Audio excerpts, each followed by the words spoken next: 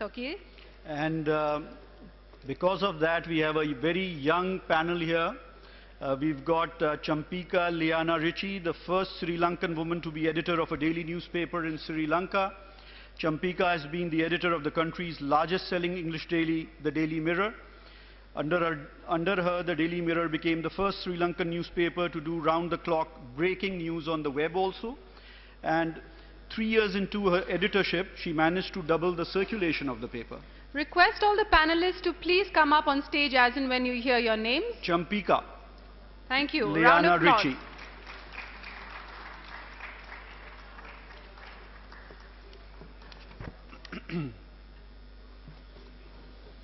Our next panelist is Sanvar Oberoi, who's the founder and chief thinker of thinquisitive.com, one of the world's largest global youth collaborative website and digital think tank, present in 139 countries, and is a pioneer in setting up youth-sourced sustainable content generation and collaborative project models globally.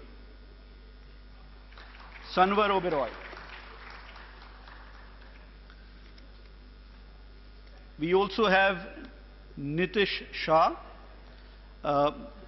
who runs a leading youth magazine in India, owned by Splash Publications Private Limited, a publishing house with a young team that gets serious when it comes to education and career deciding choices. Nitish is passionate about traveling and art, is an accomplished linguist. Nitish Shah. Then we have Ali Hassan, General Manager, Dawn Group of Newspapers. Ali Hassan has been associated with some of the initiatives that Dawn has taken for its young readership, including Spelling Bee.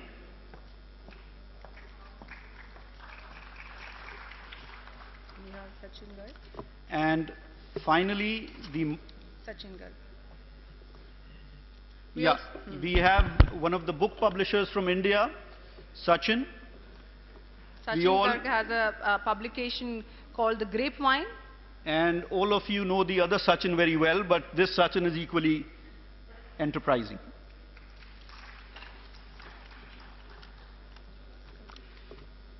And the moderator for the event is Samyak. Samyak is amongst the country's youngest media CEOs and an authority on youth engagement after having developed the first ever offline social network. I don't know what that means, but Samyak will tell us more about that. Welcome, Samyak. And he will moderate the event. He's also the chief youth marketer, DDV Mudra. Please. Welcome.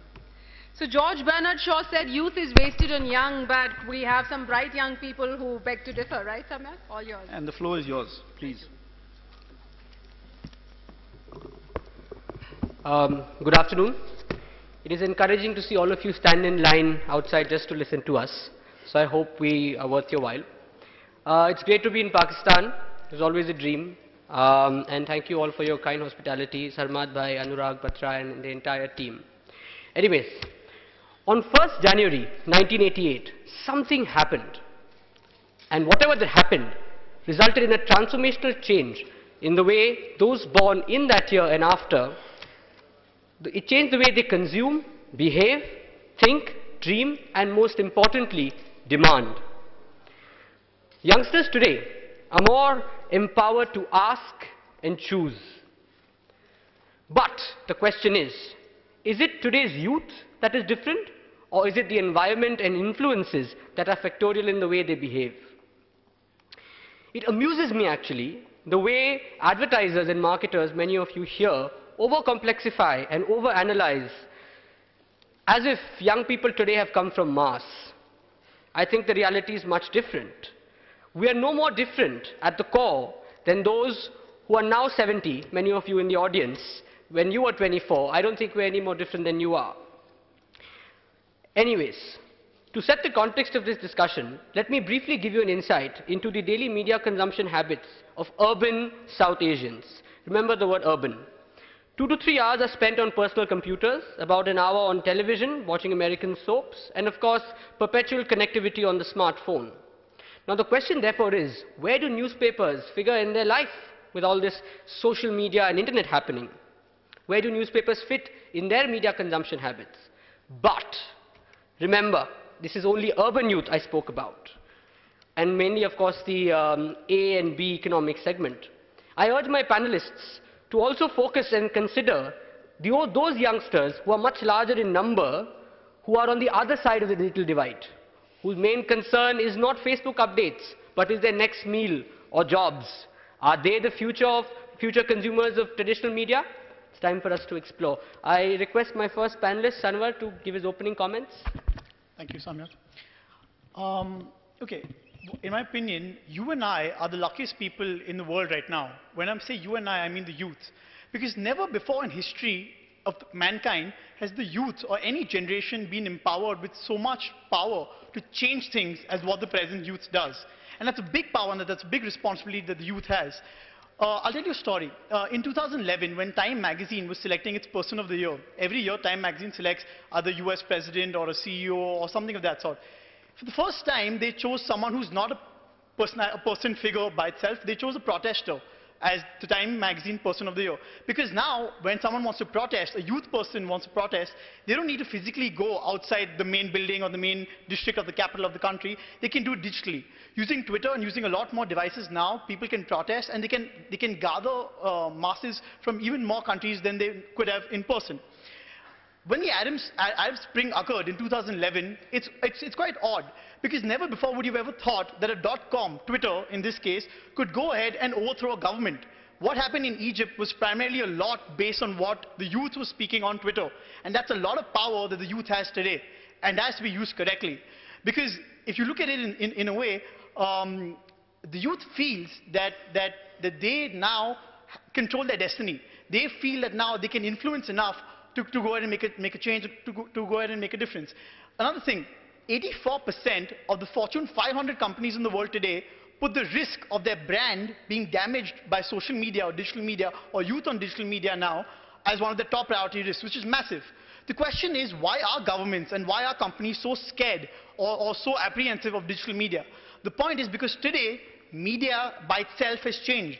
As opposed to print. In print, it's a one-way communication. When you're reading a paper, you can't communicate back to the newspaper, to the news agency. Now, with digital media, a lot has changed. It's two-way communication. It's multi-party communication. And that's the biggest tool the youth has. Now, there's open communication for the youth across the world.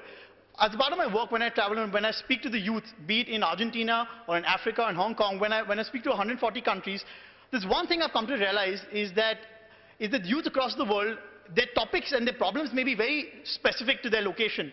But one thing which is common is youth across the world have opinions. They agree with something, they disagree with something, but they have opinions, they have perspectives. And now they want to speak. They want to be a part of the process as well, which is where media needs to come into play. I'll give you an example. I'm going to finish my thing with just two examples of two media houses globally and what they're doing. In November 2012, when Israel was being bombed, and vice versa, both across the border, the BBC did a very, very interesting thing. They took two young guys, one guy from the Palestinian area and one from Israel, very geographically close to each other across the border. Now the BBC, based in London, got one guy from Israel, one guy from Palestine on Skype, on a digital platform, and they broadcasted them live. They could see each other live globally. So that you have a young guy from Palestine and a young guy from Israel talking to each other about their problems, about their possible solutions. But they could do all of this only because it's through the medium of digital.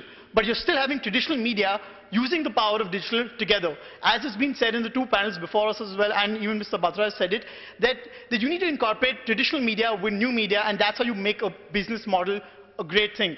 And last, I'm going to complete with this. In terms of print, The Economist magazine is doing some fantastic work. A print magazine is doing some fantastic work in terms of digital. Normally, if a print paper wants to do digital, they'll create a website and they'll copy paste the text and the content which is available on the daily paper digitally. But that's it. They just stop at that. The Economist does a lot more. They take their articles which their writers write, which get printed in their magazines, but they take it and put it online. And they allow youth from across all 192 countries to come up and contribute to the article. They can talk to each other, they can agree, they can disagree, they can vote, they can debate, but they contribute to the article with their points.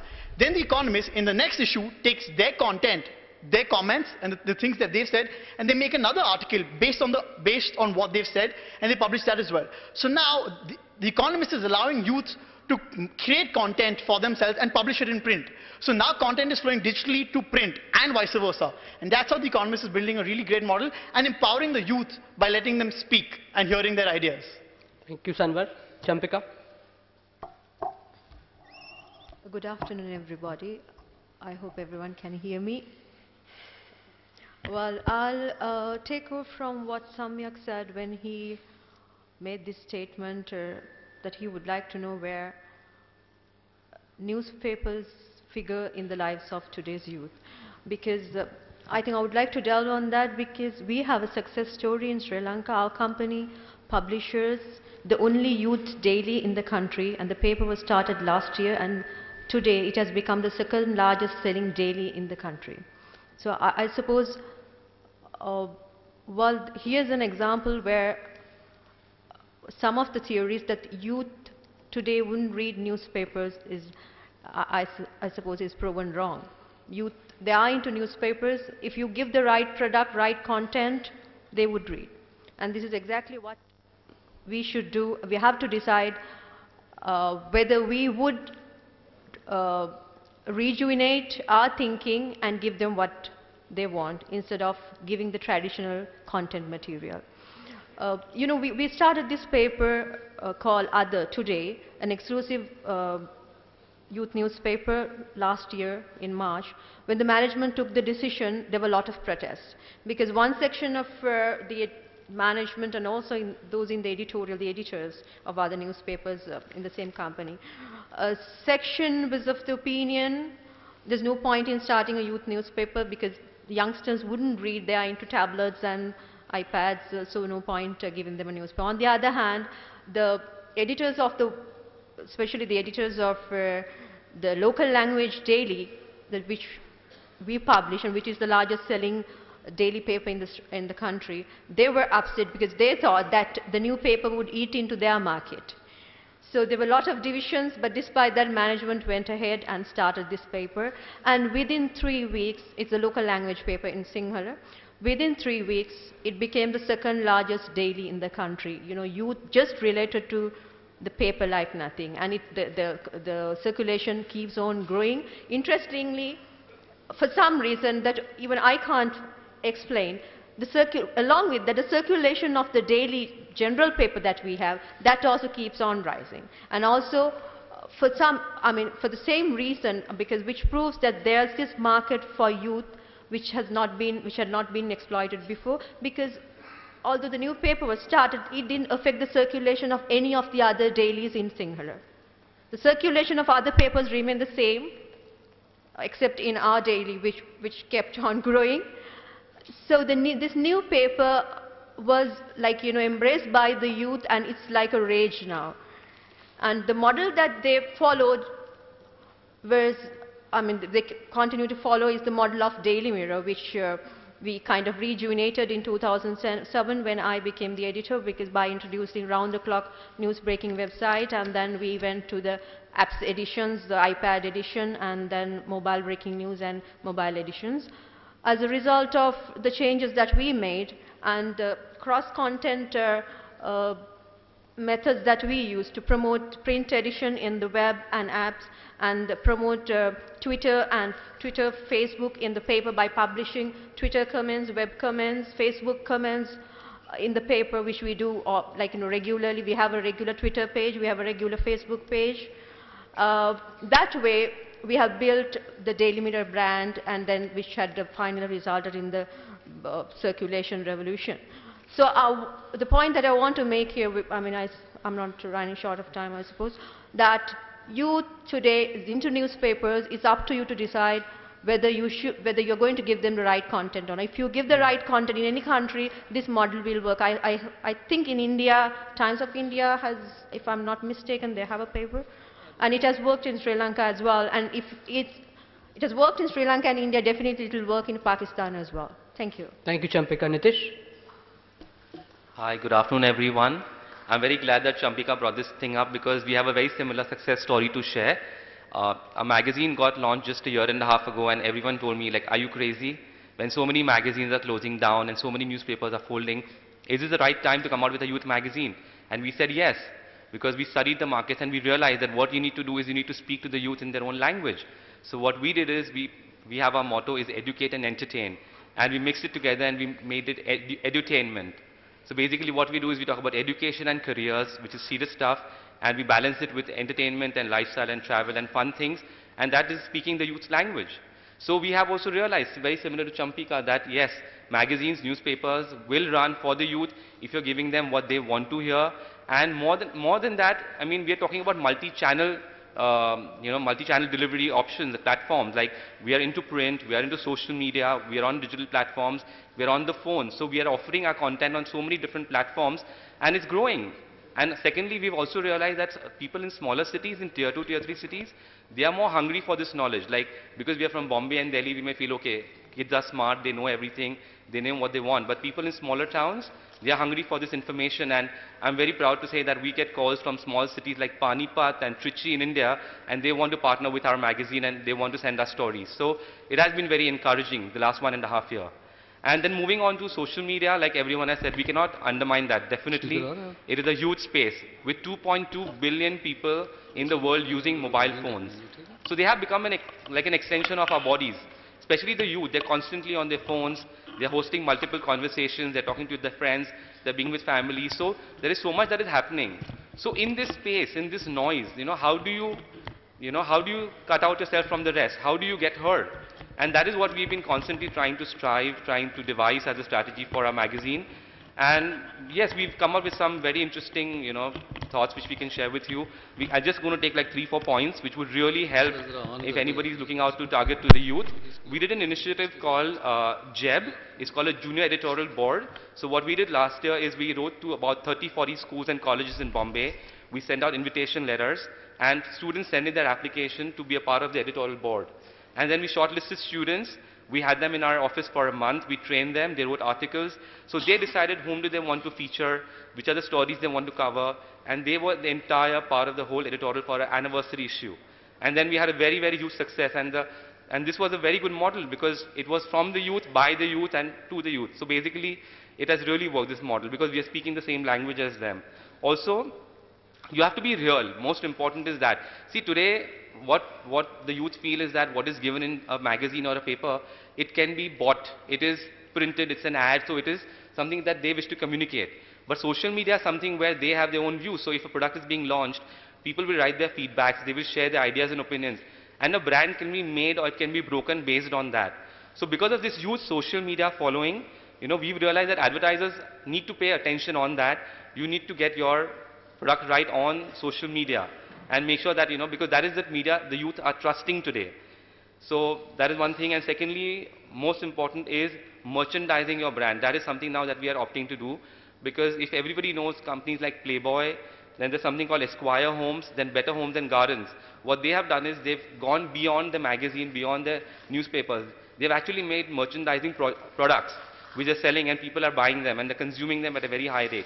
So that is something that we are looking at, with the youth, that we are trying to do a merchandising model with our magazine. And yeah, last and not the least, I would like to expand on what Mr. Hariwal had said. Something very similar we are doing. It's called an Alive program, what they're doing. So we also do that in our magazine. We write a story, we give a QR code, and the youth can scan it. He can read the rest of the article on the phone, or he can watch videos on his phone. So this is the kind of format which we are following. So it is very interactive, it is very engaging, it is just not limited to print. And this is what we're trying to do. We're trying to evolve, we're trying to understand and better ourselves every month. Thank you. Thank you, Nitish. Hassan? Yeah, well, the disadvantage of speaking towards the end of the panel is that you are not left with many ideas. But I would like to elaborate on what the opening remarks mentioned, and I think you said something to the effect that youth are not from Mars. Yeah, and, I learned that from you actually this morning. Yeah, and I think that's absolutely right, because it's one thing to notionally divide, I mean, as all marketers do, to segment the market into different areas like teenagers, young adults, mature audience. But I think we need to take a holistic view, and in that sense, I think youth of any age, or for that matter, youth of our age is not different to the youth of any other ages that have gone by.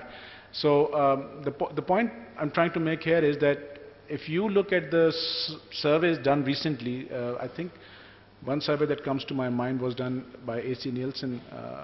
That was about the usage of media by the young people in Europe. And they came up with some very astonishing results because contrary to what people believe, youth still are major users of cinema. I mean, this is a conventional medium. They are still major users of television. I mean, they watch television more than the adults. They still read as much as the adults do, and by definition, if you are on the wrong side of 35, then I think you are an adult. Otherwise, you're young. Coming back to South Asia, where you have the majority of the population which is below the age of 35, the challenge is, again, marketing to the youth. And it's not just the media owners or not just the newspapers who are trying to target the youth. It's, I think, the challenge that every company is facing, whether it's an FMCG or any other company, or a bank for that matter. And I think the point that I'm trying to make here is that, yes, there is this talk of social media, there is this talk of conventional media versus social media. Yes, there's no doubt that ever since the invention of the printing press, which was a kind of an equalizer, the second biggest invention has been internet, because it has given power to a common man to not just gather information but to disseminate the information in the way he or she wants it to be. So it's no longer possible for some media companies to propagate their views or to run their own agenda. And I think the clear example, if you want to see, is the coverage that you saw, the difference between the coverage between the first Gulf War and the second Gulf War in 2003. If you remember, during the first Gulf War, all we had access to was CNN and BBC. And there you would have the, I think the name of the general was General Schwarzkopf, and he would come on TV and he would just pinpoint the targets that were hit by so-called smart bombs. And what you did not see at that time was the so-called collateral damage. And therefore, it was a war without too much bloodshed. This is what we were led to believe. But come 2003, and you had these bloggers who actually showed how ugly the real war was. And I think the mainstream media had to quickly adjust to this reality. And as they say, if you can't beat them, join them. So they also started inviting bloggers to write, as has been mentioned. And it hasn't been the same ever since then. But having said that, that poses another challenge. I mean, these bloggers, this social media has potential, but the problem is that now we are facing the challenge of credibility.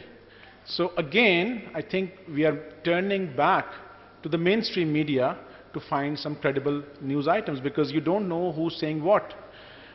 So I think we are in a very, very complex and dynamic market environment, and the main thing to remember is that the youth of today has access to much more knowledge than any previous generation had.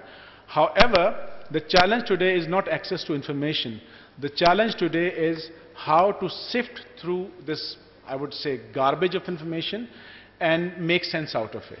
So I think it is here that the high involvement medium like print plays its role. I mean, this world is so full of, there's so much noise out there, and it's only when you are reading that you are directly trying to find out the background analysis, you're trying to find out what actually is being said, and then you compare your own views with what are being written there. So I think print enjoys a very important position, and I would just quote one example. The Dawn newspaper serves to a cross-section of society. So we also have a magazine called Young World, which is catering to the teenagers. And 3 years ago, we thought the conventional wisdom said that we should do away with this Young World in the print and make it online. And I'm happy to report that as a result of that, we were proven wrong. We lost several thousand copies. in urban Pakistan. And we had to restart Young World because the romance of holding a newspaper in your hand has not yet died. So I think newspapers have to re-engineer themselves to meet the requirements of the young readers, but the newspapers are here to stay. Thank you. Sachin? As the gentleman already mentioned that the disadvantage of going in the end is that much is already mentioned. So I just have one point of view to add that according to me, humans have a very strong affinity to align themselves in communities.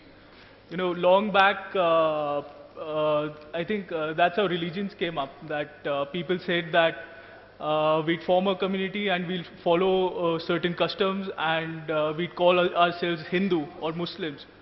And there's several examples. I think even kingdoms had some background in the psyche of having communities. So I believe that this is one area that media needs to understand pretty well. Mr. Samwar mentioned that media today has become is not a one-way dialogue anymore. It's become two-way. So media needs to understand that people have an opinion which they want to voice. This is where social media, Facebook, Twitter, everything comes in. So I believe that to reach out to the youth and the way forward in the future is that media needs to build products, media needs to build communities around their products, and not just have transmission and one-way dialogue, and actually build communities of their audience where people are not only talking but even possibly contributing to the media. Someone gave a very good example of The Economist, which is interacting with their audience, and the comments and feedback that they get through social media is actually a value add to their product. So I believe all these interactive media and building communities are the way forward. Thank you. You know, it somehow concerns me that most of you have spoken about reliance on new media tools like Facebook and blogs for the survival and growth of traditional media. I think that's pretty alarming because you cannot forget, and we should not forget, that even though numbers like 2.2 billion and growing number of smartphones and all sounds exciting, but that's still a smaller number as compared to the larger number of people in India and Pakistan who don't have internet. What about newspapers there? Anyways, like Hassan and Nitish said that, you know, you've created mediums specific to youth and your content is more relevant. But I think the challenge here is, what about papers like DNA or India Today or The Jung or The Dawn here, where you cannot change the content for young people because it's a common newspaper for all? So then what do you do? Then how do you still maintain the mainstream newspapers relevant? Let's start with maybe Nitish, because you're running a youth platform. So we actually did a study with Education Times. This is a supplement with the Times of India. Yeah. So when we used to have students coming to our office and we would ask them, so do you read the Education Times? And they were like, no. So what we realized is a big chunk of the youth do not want to touch anything with newspapers. They consider it very boring. So what basically newspapers need to do is just repackage and reinvent themselves, rebrand themselves. That is the most important thing. See, one thing is very clear, that today television, if you are watching television, there are ads, you can skip them, you can forward them, you can choose to switch off the television. But when you're sitting with a newspaper or with a magazine, it's more of a me time. You're choosing to spend that time, you want to sit and relax. So it's more interactive, it's not passive. Like you're just watching TV, it's just happening. Whereas this is the conscious activity. So when people realize that they want to read, they want to do things, they will pick up, they will buy. So that percent of readers will never go. They will always be there. But it still doesn't answer the question. Maybe Hassan, why don't you, because you also work with The Dawn, which is a common newspaper, which is a large newspaper. That, do you think therefore the solution is, as Nitish said, that you have to make a parallel medium, a parallel news medium to attract youngsters, or is there another solution? Okay, I think the first thing that we have to remember is that in terms of marketing any medium, whether it's print or electronic, content must be the king of everything. And we must not compromise on the quality of the content. Now, there is this dilemma of having a large number of your readers coming from the adult segment, and then you also have to cater to the youth. I think what newspapers have done successfully, including ourselves, is that we've tried to inculcate the habit of reading quality content. And for that, we have... sorry, I lost you. All right. So I've just got some news that we have to end. So let's just take two last questions, but not with the audience from within the panel. Sanvar, now you spoke about things done by The Economist and BBC, and all sounds very TED type, very cool, but it doesn't happen every day, right? It cannot happen every day. It's not a daily source of promoting newspaper as a medium. So from a perspective of somebody who's working online, what do you feel? Do you think that you as a blogger, do you still go back reading traditional newspapers, or is your medium of consumption also become just looking up the web? No, of course not. As all the other panelists have pointed out, the youth, for a fact, will never stop reading print. And irrespective, be it the youth, be it any demographic, print will never stop. As someone correctly said, it's credibility. Ultimately, I will still read Dawn, or I'll still read Times of India or anything else because of credibility, because that's where I get my knowledge from. So the way it works is the youth will read print. They will read your traditional form of media, and they will grasp the knowledge from there. But when they form perspectives, when they form ideas and opinions, and when they want to tell the world that what do they think, that's when they go online, and that's when they express their opinion online. So you take it from print, but they express their opinion online. And that's when the whole ecosystem gets complete. And to answer your first question, when you asked that can it be done or not, probably not. But can every newspaper adopt a model of digital and print? Probably not. But they need to take starting steps at least, because the point is that ultimately it's evolution. If you don't go ahead with digital now, if you're in the media field, you're setting yourself up for extinction. So the point is you have to take some steps in the digital world, because not only the youth, even adults. Facebook incidentally has a lot of adults. 45% of Facebook's population are actually adults, not youth. So a lot of adults are also now taking up digital. So you need to be, if you're a media house, you need to take up both platforms as well. Okay. Champika, is the situation any different in Sri Lanka? That's my last question. Sorry, you mean... Is the situation any different in terms of how young people are responding to traditional medium versus digital? And when I say young, I always like to repeat, I mean urban, those who have internet, and those who don't. Because you cannot say youth is one, because they're not. Their response to digital media. Sorry? Their response to media, like how are they consuming, what is the trend in Sri Lanka? As regards digital media and traditional, yeah. Yes, as regards digital media, is growing. As you know, Sri Lanka has a high literacy rate. So anyhow, both youth and adults all are into digital media in a big way. As our fellow panelists explained, the challenge is to pick the right from the wrong. Like social media, especially, is like James Bond. They do wrong things and get away. So I suppose digital media is catching up in a big way, but also that doesn't mean that the youth is not into reading, as I've already explained. And I think there's another misconception that we have is what is enjoyed by youth is not enjoyed by adults. That's wrong. And I get the feeling just because what is enjoyed, some of the things that is enjoyed by adults is not enjoyed by youth, that doesn't mean that what is enjoyed by youth is not enjoyed by adults. I suppose this youth paper that we are published is read by people who buy the general paper as well. So I suppose it's a way of packaging and also thinking young. At any age you can think young and you can read what is liked by the youth. So as they say, young people are short, precise. This panel ends. Thank you. Thank you, Samyak. Good job. That was nice and crisp, absolutely. And never say never again. I guess the pulse of the youth you can see here today. We would like to acknowledge our panelists, and I would request esteemed gentlemen in the audience to come up and acknowledge them. I'll read out your names. I'd request you to please come up on stage. This is all because of paucity of time, so we're trying to do this as quickly as possible. Mr. Mumtaz Tahir, publisher Aftab, request you to come up on stage and acknowledge Sanvar Oberoi. Mr. Mushtaq Qureshi, publisher Nai Ufaq, request you to come and acknowledge Nitish Shah. Sardar Niazi, publisher Nai Rukh, would request you to come up on stage and acknowledge Champika. Mr. Jameel Athar, Yeah. Publisher Tijarat, request you to come up on stage and acknowledge Sachin Garg.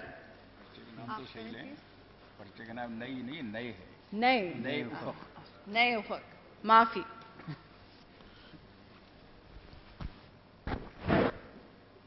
And Mr. Rahmat Ali Razi, publisher Taqat, to please come up on stage and acknowledge our moderator, Samyak.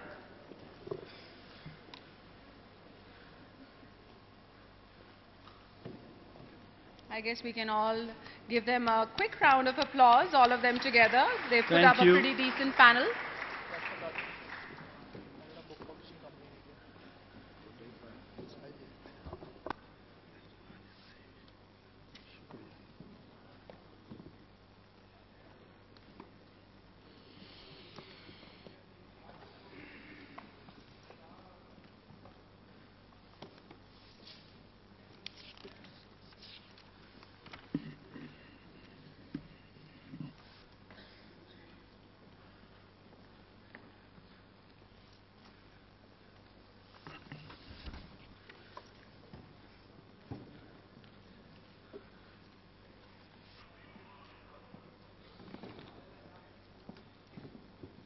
Thank you.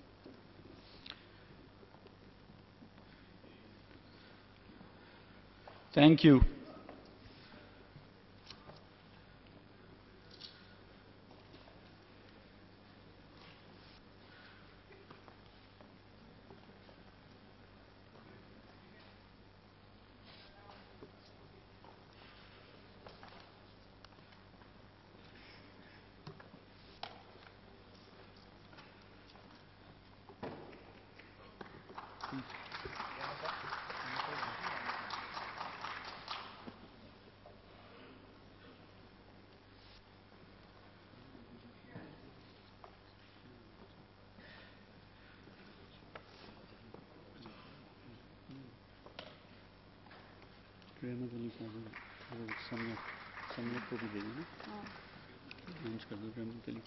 I'd request Mr. Razi to stay on stage and also acknowledge Samyak, the moderator. Yeah. Request you to come back, please.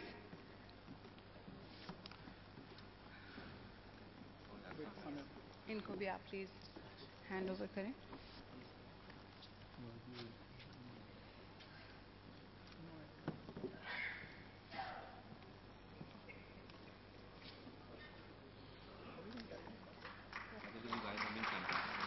Shukriya.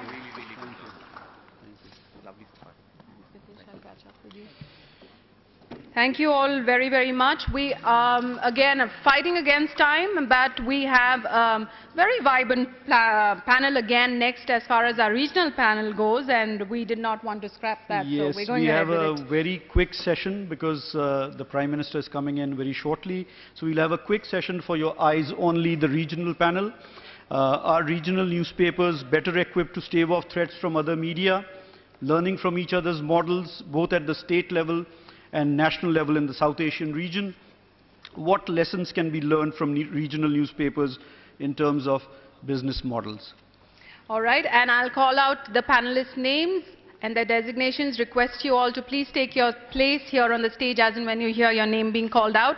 Dr. Jabbar Khattak, editor, Awami Awaz. Syed Fasi Iqbal, publisher and editor, Baluchistan Times. Ayaz Badshah, CEO, Mashriq, Peshawar. And our moderator for this particular session is Mitrajit Bhattacharya, President and Publisher, Chitralekha Group.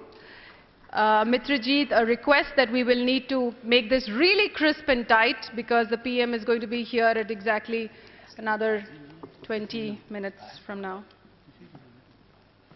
So we can skip the presentations. Yeah? 20 max.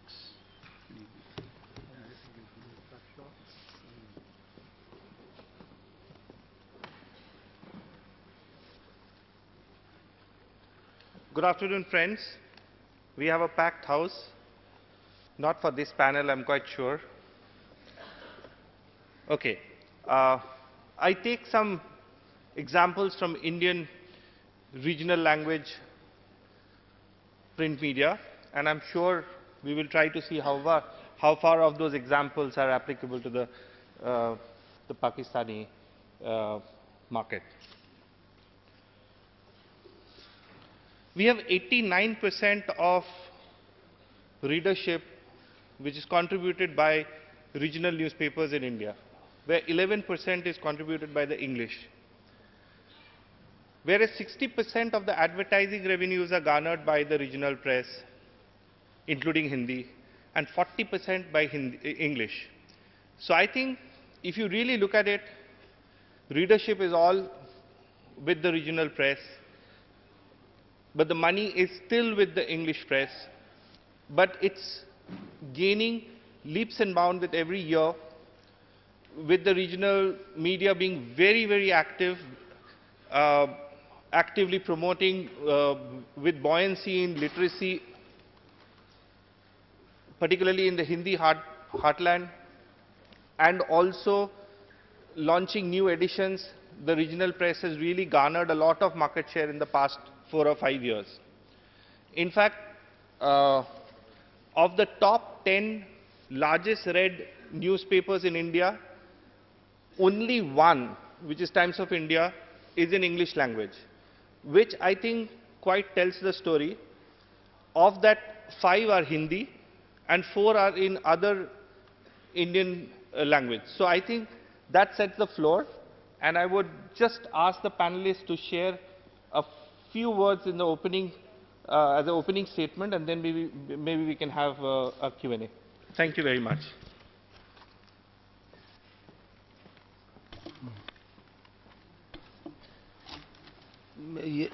Pakistan में सिंध का सूबा जो है वो इस लिहाज से अजीब एक रखता है कि यहाँ पर मकामी ज़बान जो है, यूँ तो पंजाब में पंजाबी ज़बान के अखबारात भी हैं, पुख्तूनख्वा में पश्तो अखबारात भी हैं, लेकिन ये है कि सिंध में सिंधी अखबारात जो हैं वो उन सूबों से इसलिए मुख्तलिफ हैं कि यहाँ पर वो बड़ी एक ज़बरदस्त किस्म की मुअस्सर सर्कुलेशन रखते हैं, और उसकी जो है यानी के असरात का और इफिकेसी का अंदाज़ा आप इस बात पे लगाएं कि लीडिंग सिंधी अंग्रेज़ी जो है अखबार डॉन और लीडिंग उर्दू अखबार जंग जो है वो डाइजेस्ट, वीकली डाइजेस्ट भी सिंधी अखबारात के देते हैं। सिंध सूबे में अगर आप कराची से अंदरूनी सिंध की तरफ जाएं तो तकरीबन उर्दू और अंग्रेज़ी अखबारात जो है आपको उनकी सर्कुलेशन ख़त्म होते हुए नज़र आती है। हैदराबाद से आगे जाएं तो बिल्कुल ही तकरीबन जो है ना होने के बराबर, और आखिरी कोनों में बिल्कुल जो है अखबार आपको सिंधी अखबारात के अलावा कोई नहीं मिलेगा। सिंधी अखबारात मयार के एतबार से बहुत ही ज़्यादा जो है आला हैं, डायनामिक हैं, वाइब्रेंट हैं, इंटरएक्टिव हैं, और इसके अलावा इशू भेजते हैं, और यही वजह है कि सिंधी अखबारात जो है वो अब सिंध के अंदर जो है एक अहम मीडिया की हैसियत रखते हैं। Actually, this is another problem for regional papers. We cannot, compare with the Indian side, because all India, they have their provinces, they are well equipped, they have infrastructure all over. I have been to India quite number of times. I saw Tamil Nadu, Madras, they have got the same facilities which are given in Delhi. But in Pakistan, it's a lot of problem, because I belong to the remotest province of Pakistan, that is the largest province. But in population, it has got a very negligible population, about more than 6 million, 7 million of the total province. So we have the most hardest problems. When I started 60 years before, my first daily paper from there, Urdu, but I started also a Balochi Balochi magazine.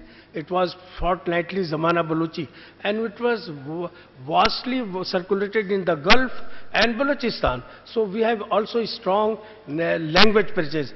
Balochi, Pashto, Brahvi. There are 4 or 5 languages, and as my brother Jabir Khattak has said, Sindh has got a complete language. Before independence and partition, the Sindhi newspapers were highly circulated in Karachi. So I definitely back it, but the problem is this, that we have got certain other social responsibilities for regional press. We are not concern for the brand. That we don't sell the toothpaste or Pepsi Cola. We are a newspaper. We have to see the local side. We have to, there is number one position, my paper, which has been always, we donate lot of spaces for the social sector. We have to see our people, and a good editor of regional area is becoming just a regional leader of that area. So I was also elected in the parliament because of my whatever humble services to the people of Balochistan. So that's why I was without any money, because this is another money game in the coming into Parliament of Pakistan nowadays. So what I wanted to say, that even our advertising houses like advertising companies, and recently we have introduced media groups. We have always opposed. Why? Because they have always concentrated on the big cities and big papers from the big cities. And unfortunately, there are a lot of non-professional entrepreneurs are coming into journalism to hide their business and all that. That is another question for thus people like Quetta, Sialkot, Faisalabad, Hyderabad, and now they are adding their editions, big papers. So that is also a great threat.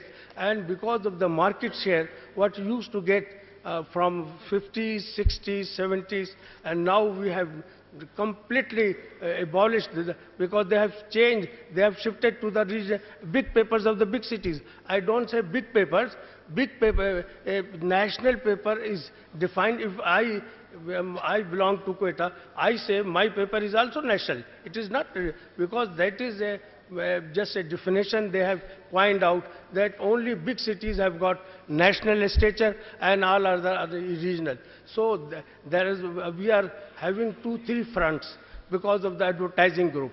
And even unfortunately, only once about Orient, I can say, they have got their offices in 4 provinces. Otherwise, no agency has got any office in any of the province of Pakistan. And Lahore is definitely a cultural capital, and Quetta definitely, I used to say, mineral capital of Pakistan, but there's none except this Orient advertising. So we don't get a negligible even quota from that. Even media house, when this media houses has been introduced in Pakistan, they take only chunk of 100% budget to few newspapers. And definitely we lack that. And nowadays our paper is having lot of stronghold in the regional areas like Mekran, Kharan. We have to look after each and every village. So that is the problem for regional papers in Balochistan as well as in Pakistan. Ayaz Saab. Well, I represent Mashriq Peshawar, which is based in Peshawar. And it is the capital city of Khyber Pakhtunkhwa, which is practically the frontline province where the war on terror is being fought. And I think my experiences so far with the newspaper, I would like my Indian counterparts to actually have a detailed discussion regarding my newspaper. I am not going to moan and whinge about the situation there, but we have conveniently struck a balance in terms of what the terrorism and the question of our own survival, but at the same time bringing out an extremely successful newspaper. And I think out of all the problems that my city and my province, like you would hear on international media, this is perhaps one of the most positive things and that has come out of the province, is a very thriving local regional media. In terms of the number of like newspapers which are being sold now, it has quadrupled over the years. And I think that there's a trust between our readers and the publishing houses there, which has developed and evolved. And another important point is that there's hardly any national media that you would find in our province. It has become totally localized. For example, there are a lot of very good newspapers that are coming out of Swat, which again has been wanton, and a lot of you must have heard about the Talibanization of the region previously, and there was an army thing that was carried out there.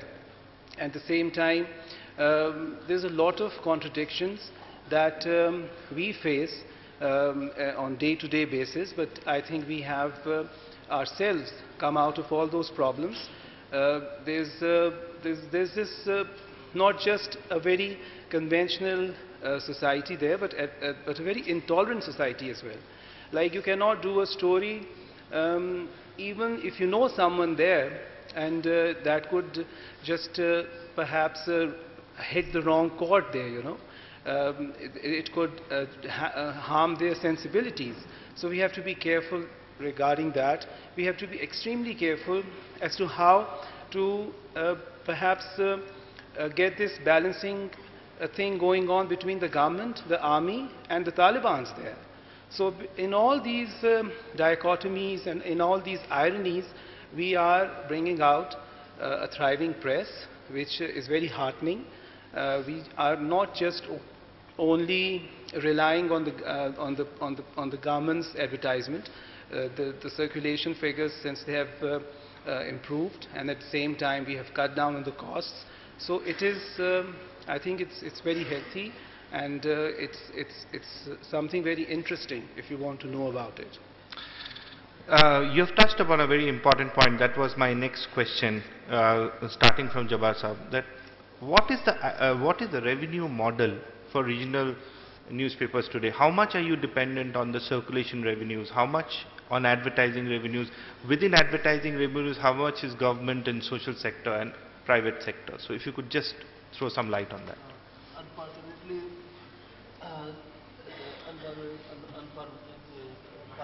Sindhi media. Yeah. Sindhi media major revenue chunk is from circulation side, and advertisement revenue has lesser proportion. Unfortunately, advertisers and advertising agencies they don't pay their attention toward this, and I think by paying not attention, they are making by their own losses, because they have to reach the unreached only through Sindhi media, which has wide circulation and population circulation. So now, due to this situation, Sindhi newspaper they are adopting their own revenue model, advertising basis. They have concentrated on local advertisements, and due to this local advertisements, there is a economic boost in grassroots level. What is the price of your newspaper? Pardon? What is the price of your newspaper? My 10 rupees. 10 rupees. Of 10 pages. That's a healthy price. So I'm sure you're making a decent amount of money from circulation revenues. Yeah. Yes. Syed Sahab, aapka, your experience. One more thing, Sorry. that we are gaining circulation day by day. Oh, that's very good. So there is no decline in our sale. So that is very good. That's, I think, a very healthy trend. And agar ye maintain kiya jaye, so I'm sure advertisers will follow someday. Even our online media, that did not affect our sale. Our online media hits are 60,000 per day. Okay. Even then, we are watching increase in our sale. Okay. What about you, sir? Actually, the Sindh has the same, it is reverse in Balochistan. We have a very small, remote areas all over, and 7 million people is spread over all about 1,000, 2,000 miles away. Even Gwadar port is our port, is just about 1,200 kilometers away from Quetta. So we don't have any direct link.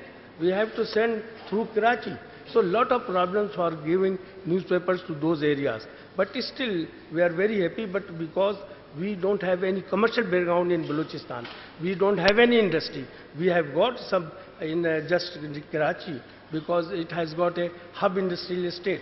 We have got some industries, but it is a greater Karachi. It is not Balochistan.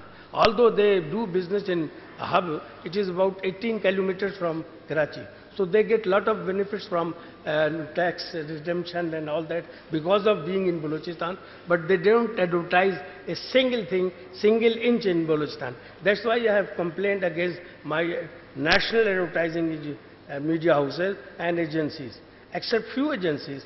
And you know, in 1960, I used to get advertisement of the Rolex watch from Switzerland. How they?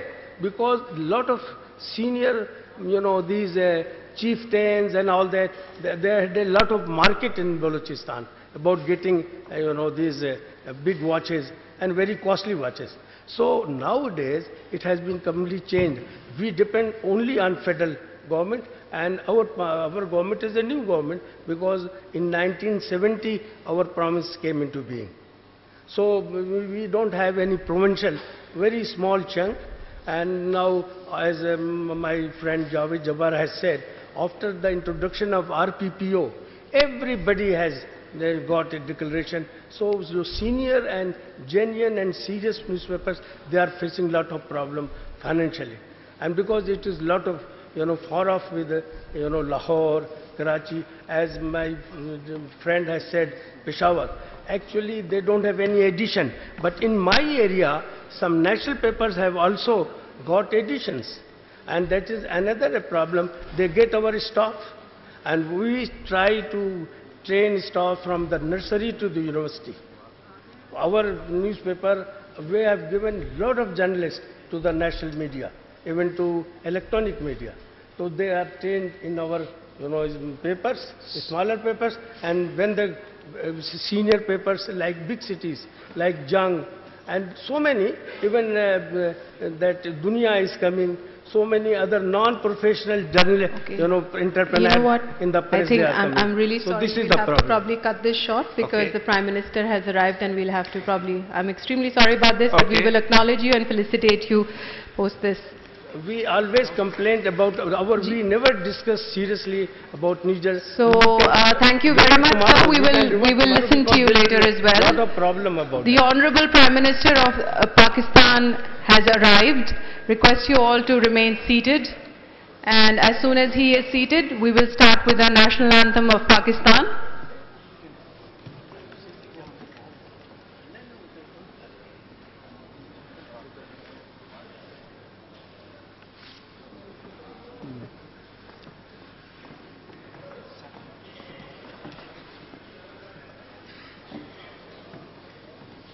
Ladies and gentlemen, His Excellency Raja Parvez Ashraf, Prime Minister, Islamic Republic of Pakistan.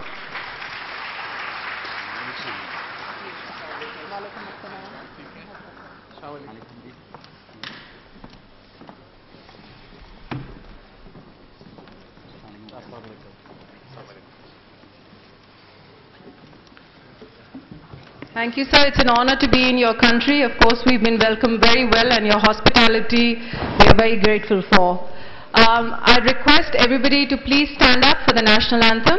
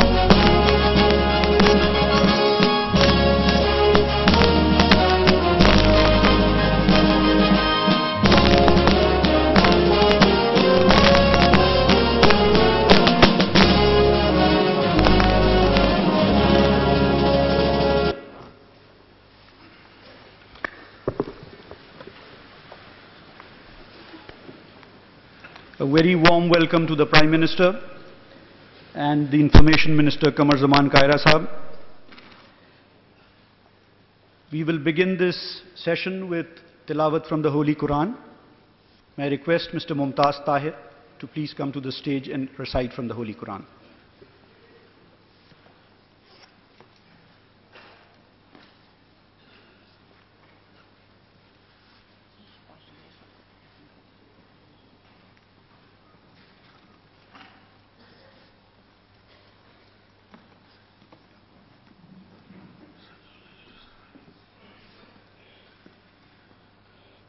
أعوذ بالله من الشيطان الرجيم بسم الله الرحمن الرحيم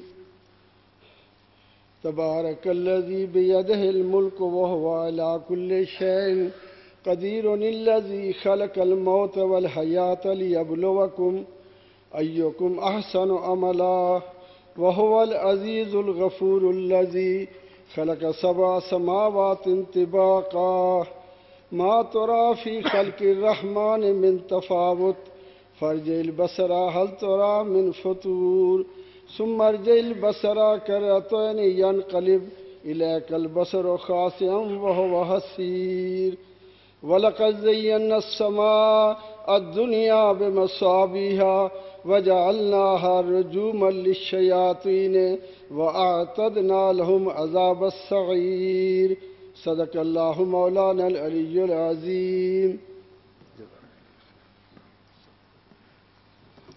Jazakallah.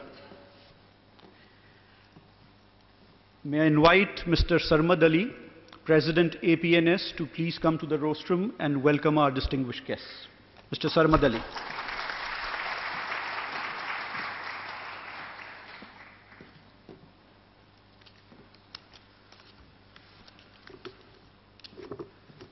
Bismillah ar-Rahman ar-Rahim. His Excellency Raja Pervez Ashraf, the Honorable Prime Minister of the Islamic Republic of Pakistan, Mr. Qamar Zaman Kara, Federal Minister for Information and Broadcasting, Mr. Subhash Chandra, ladies and gentlemen. Assalamu alaikum, good afternoon and namaskar.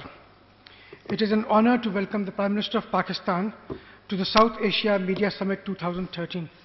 We are grateful to you, Mr. Prime Minister, for the support that you have extended to APNS in organizing the South Asia Media Summit 2013.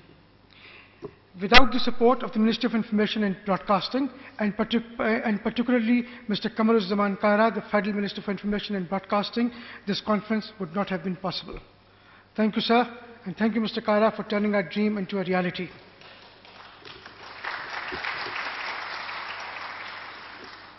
I am also extremely grateful to Mr. Subhash Chandra, the chairman of Zee TV Network, who has made it to Islamabad despite very heavy odds. As I said earlier this morning, Mr. Chandra walked with us for about half a kilometer from the airport lounge to his car, which was parked outside the airport due to the dharna outside the airport. So thank you very much, Mr. Chandra. Sir, as you are aware, we had originally planned the conference for mid-Jan 2013, but had to be postponed in view of Allama Tahirul Qadri's long march in Islamabad. And the last 2 days have been challenging, to say the least. First, the long march and the postponement due to the long march, and then the last 2 days. At times it looked as if this conference was jinxed. But sir, we have been able to pull it through. With airports closed, flights being cancelled, and roads blocked, it was difficult to hold this conference. With speakers stuck for hours trying to reach Islamabad, and with delegates not being able to move to Islamabad, it was almost impossible to be sitting here today. But sir, there's a positive side to it, and that is the resilience of the Pakistani people. The resilience of the Pakistani people to do the impossible. And this was a manifestation of our can-do mindset and our can-do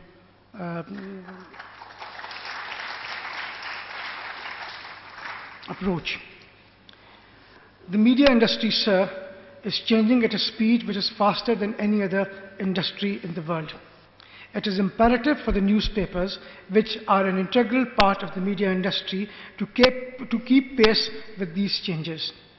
to reinvent ourselves and to remain relevant to the new media ecosystem. That, sir, is the objective of this conference. And if we are able to help ourselves live in tomorrow rather than today, we would have succeeded. There's a problem with the media industry. We who work and live and thrive in the media industry live in today. We do not live in tomorrow. We do not think about tomorrow. We are content to think about today. But I think we have to change this mindset. We have to start thinking about tomorrow. We have to start planning about tomorrow, and we have to start living in tomorrow. As a famous title of the James Bond film says, tomorrow never dies. So that is the objective of this conference. And if we are able to help you think about tomorrow, help you live in tomorrow instead of today, I think we would have achieved our purpose. The theme of the conference, sir, as I mentioned earlier today, this morning, revolves around James Bond. And the titles of various sessions have been based upon his various films. Because we believe that the bond between James Bond and the media industry is very strong. James Bond is as young and vibrant as he was 50 years ago. This he has achieved by reinventing himself and by remaining relevant to the environment around him. He remained relevant to his films by changing his gadgetry and by changing his enemies, and yes, by embracing new women. In every new movie of James Bond that came out, you saw him with new gadgets, new cars, and with new women. We have to reinvent ourselves, sir. We have to reinvent ourselves by changing our skill sets, by embracing change, and by turning our enemies into what we call frenemies. Only then will we survive. Sir, the All Pakistan Newspaper Society was formed in 1953, and this year we are celebrating our 60th anniversary. As I said this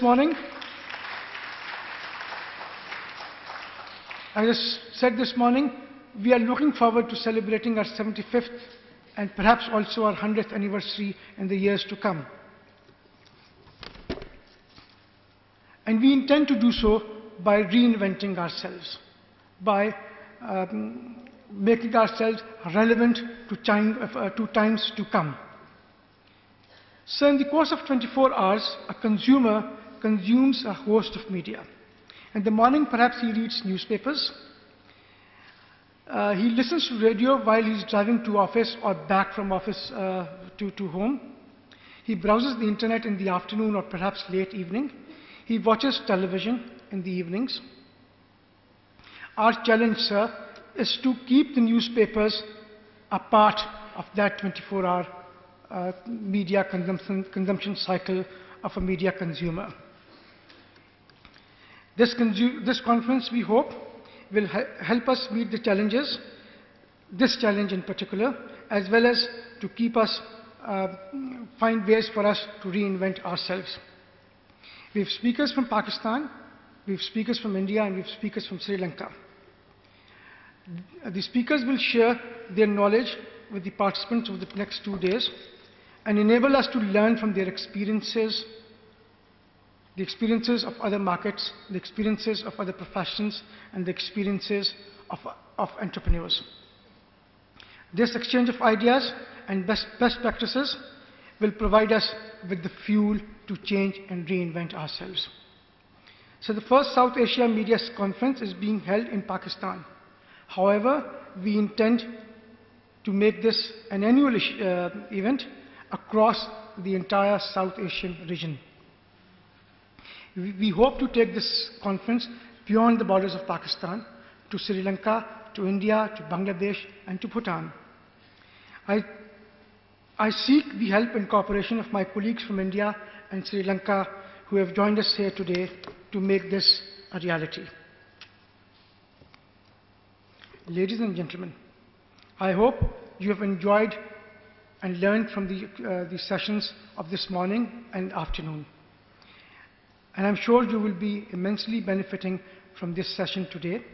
You will be listening to Mr. Subhash Chandra's presentation and followed by this address of the Prime Minister. Tomorrow's sessions promise to be as exciting and as intellectually rich as today's were. And I'm sure when we finish this conference tomorrow evening, all of us will be intellectually richer than we were when we entered this hall this morning. Thank you very much, ladies and gentlemen, and thank you, sir. Thank you, Mr. Ali. And like you said, we are very honored to have amongst us one of the pioneers in the Indian broadcast industry of India, someone who set the ball rolling, literally, the chairman of the SL Group and the managing director of Zee, Mr. Subhash Chandra. He's referred to as the media Mughal of India. He revolutionized the television industry by launching the country's first satellite Hindi channel, Zee TV, in 1992. And later, the first private news channel, Zee News. The Zee network today has over 600 million viewers in 168 countries. As a firm believer in the concept of karma, his actions are not performed with a selfish motive. He believes that the key to happiness is to take success in your stride and not be depressed when you fail. Just keep doing your karma is his mantra. Mr. Chandra, request you to address this august gathering.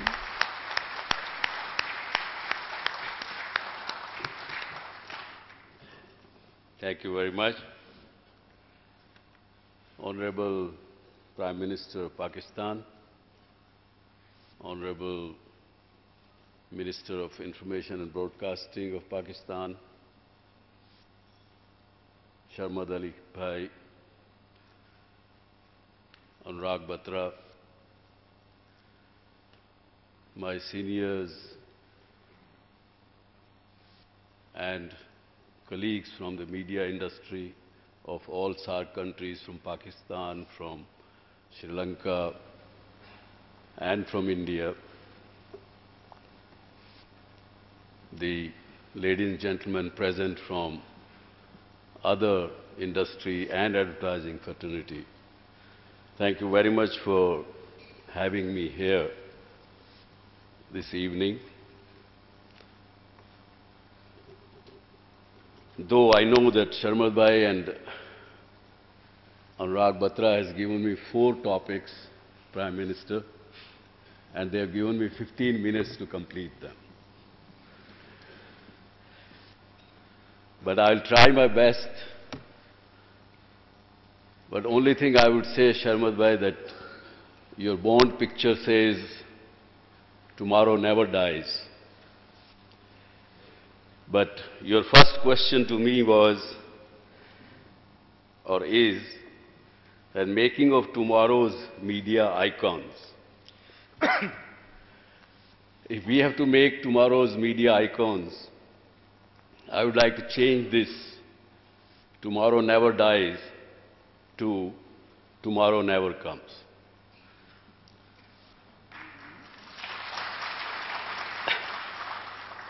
Because as becoming an icon of any industry,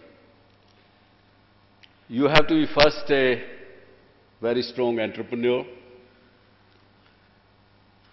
and an entrepreneur who is not only done and encouraging activities in the field of activity, but also empowered its people, have taken care of its people, who are the people who actually deliver things. The entrepreneur who has put their systems and processes in right place.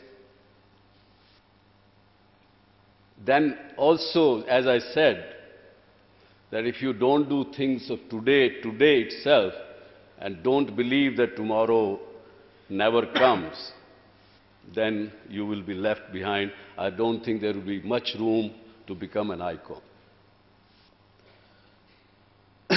लेकिन साथ में एक और भी बात बहुत ज़रूरी है जो कि हम लोगों को शायद नहीं भूलनी चाहिए. किसी शायर ने कहा कि नाज़ां हो खुदा, नाज़ां हो खुदा, दिल में हो आग रे. ऊपर खुदा की मेहरबानी हो थोड़ी और आपके दिल में कुछ करने की आग हो. नाज़ां हो खुदा, दिल में हो आग रे, तो ऊंचाई भी तुझे झुक के हाथ दे. तो मेरा ख्याल से इसके साथ I'd like to finish my first question of making of tomorrow's media icons. And on the comments of the future of the media, and I was, Prime Minister, I was sitting here and listening to the other panels. Young people not reading the newspapers or having very different kind of thinking than, at least I would say, me like old person. Or many other regional papers were showing their plight of not being supported by the advertising people. Different regional paper having different issues. I think in India also the regional papers have got similar kind of problems, sir. I was listening to your thinking of the not being supported by the advertising people. In India also the readership of the regional press is more than 60%, but the advertising revenue what they get is far less than that. So you are not alone, as they call it, that out there are other people in the cold as well. The future of media, if I have to comment, I would say that media will be multi-touch point. It cannot be expressed that if I am in a print media, I am complete. If I am in electronic media on television, I am complete. If I am in online media, I can attract the youth and I don't need anything else. So I would think, and I at least at Z Group we practice, that we have to be available in all mediums. We have to have multiple touch points. And this reminds me actually of the period, perhaps Samdar Bhai or Prime Minister and many other people will remember, recollect in this hall, that we used to hear in late 70s and early 80s that the time of convergence is coming. They used to tell us that everything will get converged into a single device when the computer age started. But what we saw at that time, it used to be a mainframe computer sitting somewhere in the separate room in the office. It used to consume almost about 100 square foot of space. But since then, instead of converging and instead of becoming one, today computer has taken form of at least 20 different devices.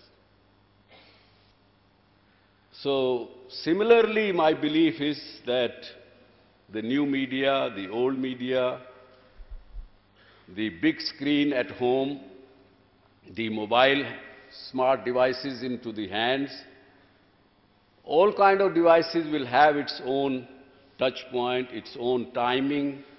People will want to consume the media, perhaps from the handheld device. That would be a starting point. Then it will go on to perhaps the print. They will want to watch within 24 hours, want to hear in 24 hours, different point of view on the same subject. And then they will form their own opinion, and then they will go into the social media and communicate what they feel in their opinion is right and what is wrong. They will be the people, those who will be making or finishing any particular brand of media. If constantly a single media, whether it is Zee News or we run an Indian portal called India.com, if we constantly make mistakes, slowly people will reject you. We will be history. So when the media will be multi-touch point and it will be a mobile media, it also has to be accurate. If it is not accurate, it will lose its relevance, and over a period of time it will become history. It has to be two-way. It can't be one way. I mean, I remember when I started in 1992, the first private sector television, actually of SAARC region, not only of India, Prime Minister, because there was in no other country any private sector television was there. And we were bold enough in 1993-94 when we showed a first program which showed extramarital relationship. It was a program called Hasrate. And ladies and gentlemen, believe you me that in India when I went into different places, or I used to go different places, people have come to the airports, people have thrown sandals at me, they have shown me black badges, said that you are ruining the society. You are taking a very immoral act you are bringing to our houses. So those kind of things started at that time, but slowly I think it has become a two-way communication. With the result, we are able to listen to our viewers and we are able to give the programs according to what they want and what they don't want. Media will be a rich data mined source of information. There will be, as somebody earlier said, that there will be garbage of content created and available. But it will be a rich data mined source of information.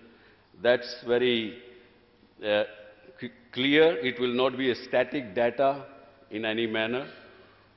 And next, I would say that speed in journalism has become the reality, and it will be even further going forward from here.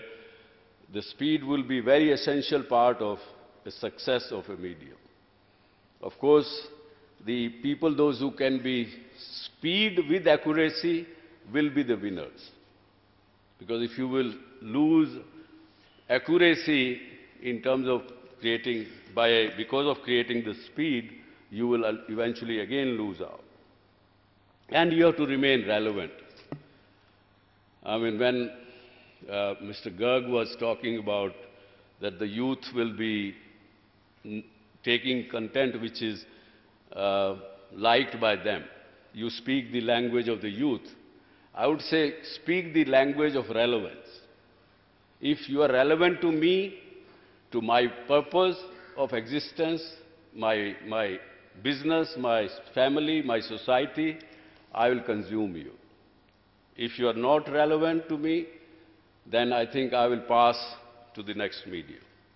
So you have to be relevant, and last but not the least, that the newsrooms are going to be organized in variety of different ways than they are being done today.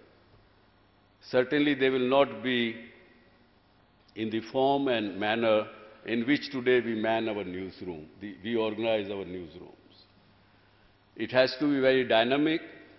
A single news can be dispensed with different kind of mediums, will be the period going forward. With this, thank you very much for listening me. I think I have passed my time of 15 minutes. Thank you very much for giving me patient hearing. Thank you very much. Khuda Hafiz.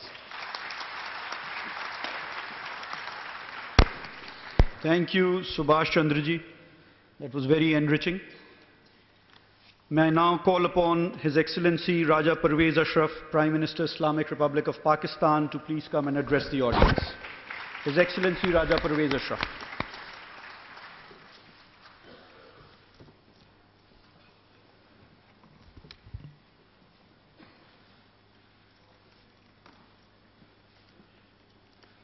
Bismillahirrahmanirrahim. Mr. Qamar Zaman Kaira Sahab, Minister for Information and Broadcasting, Mr. Subhash Chandra, Chairman SL Group and Z, Mr. Sarmad Ali Sahab, President All Pakistan Newspaper Society, Mr. Hamid Masood Sahab, Secretary General All Pakistan Newspaper Society, office bearers of APNS, distinguished delegates from SAARC countries, excellencies, ladies and gentlemen, Assalamu alaikum. It is a matter of immense pleasure for me to address the first South Asia Media Summit. At the outset, I would like to welcome the distinguished delegates and practitioners of media from the SAARC countries.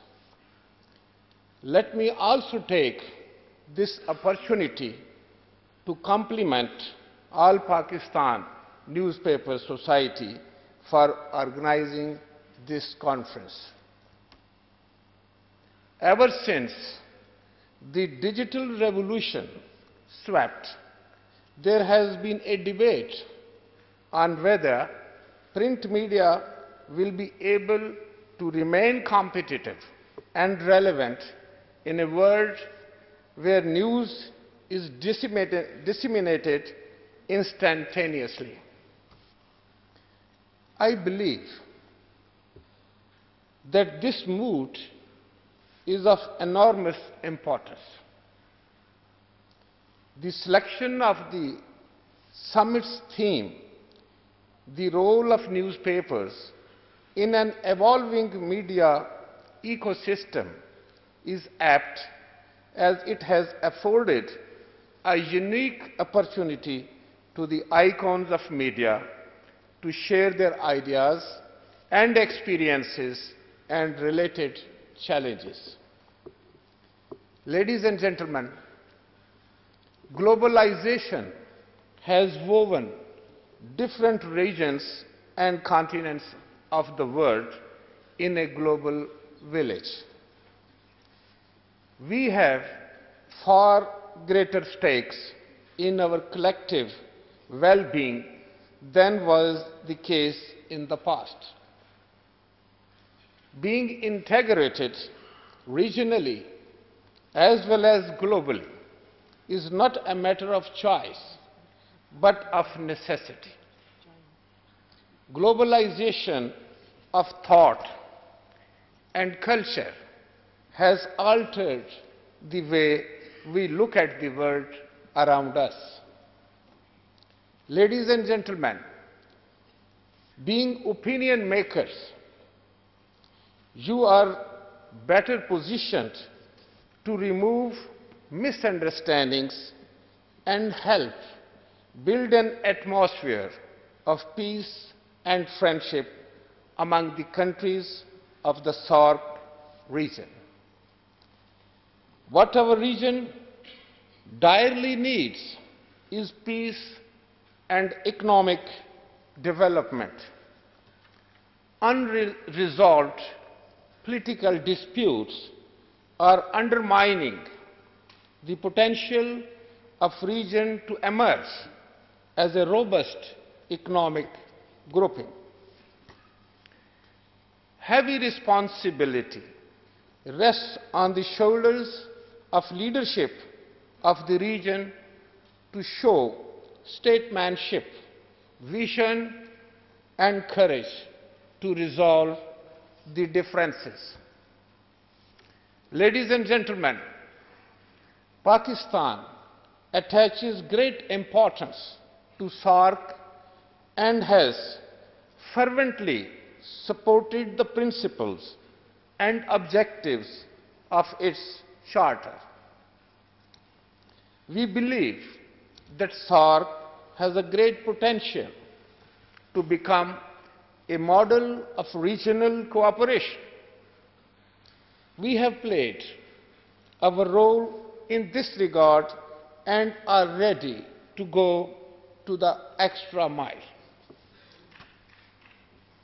Media not only represents the values of a society, defends and projects them, but also contributes to its intellectual development. It has the ability to change perceptions, attitudes and beliefs of the people that consequently empower their minds to develop national and realistic responses to the challenges in their lives.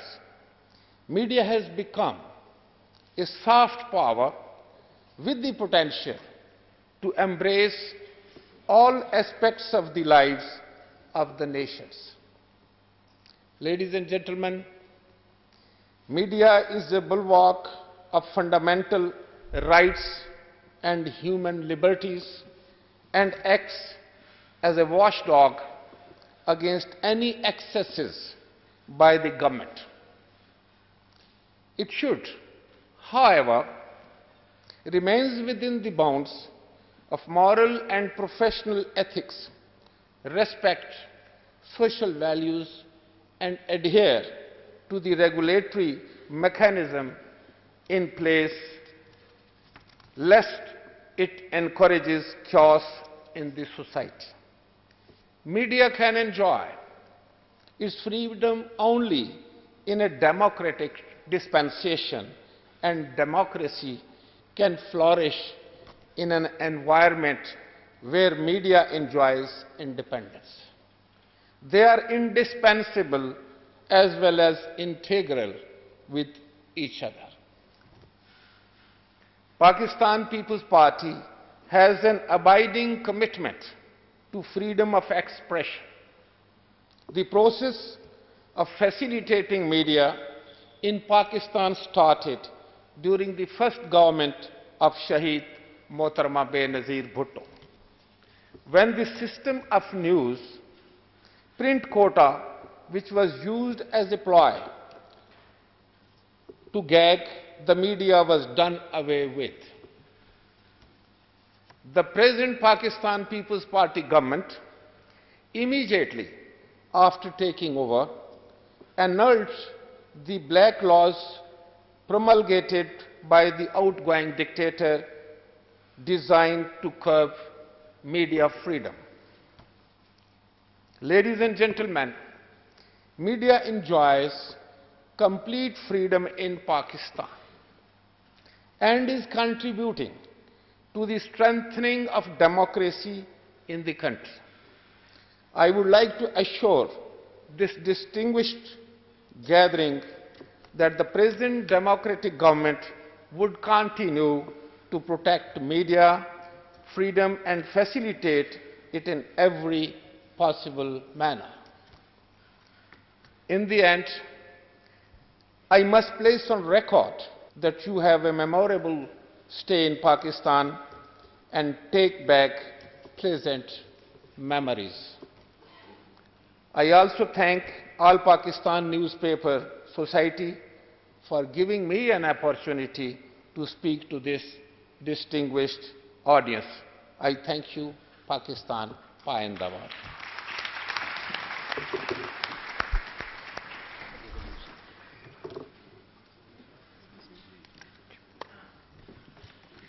Thank you, Mr. Prime Minister, for taking the time, and thank you for providing an environment for us to host a summit like this, the first of very many in the future. And yes, indeed, people-to-people interaction, as you rightly mentioned, is extremely the need of the hour.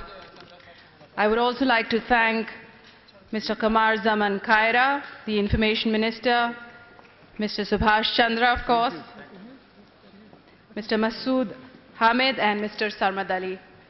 Thank you, sir. Please join us for tea. We're going to break for tea. Break as in we'll wrap up the day's session. but we'll have... We will reconvene tomorrow at 9:30. The tea is hosted by Mashriq Peshawar after the lovely lunch by Dawn Media Group. Yes, and you'll get to hear Mr. Kamar Zaman Kaira tomorrow as well, along with Mr. Najam Sethi, hopefully, and Mr. Sam Balsara from India, and of course, Mr. Ashish Baga.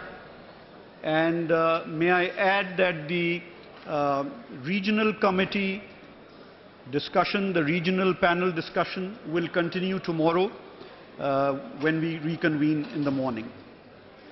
Thank you so much, and like you say in this beautiful country, Allah Hafiz. Thank you.